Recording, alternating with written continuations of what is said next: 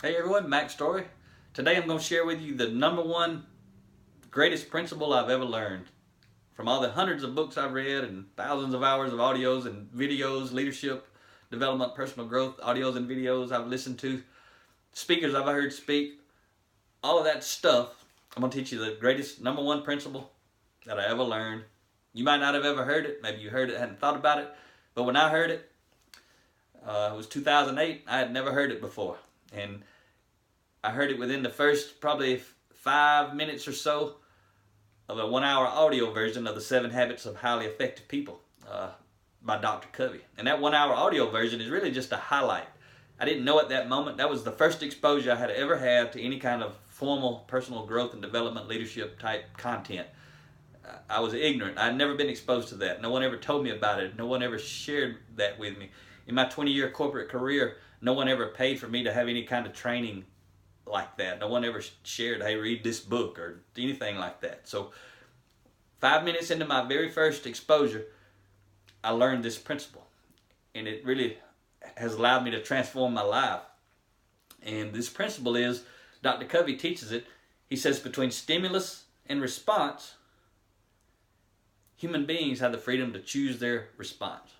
Something happens, we respond.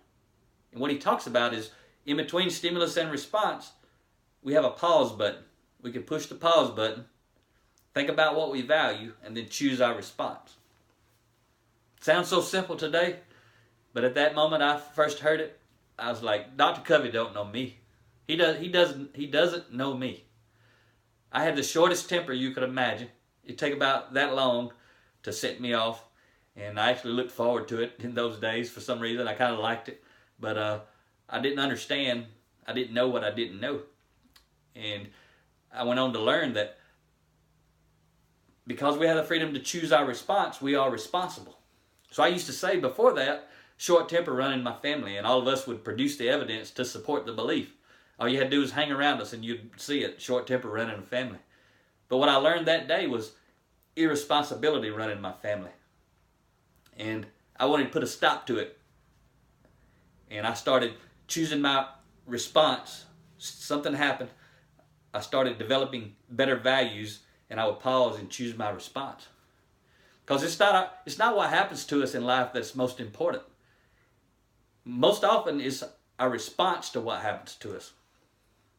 So think about that. If you never heard that, do some reflection.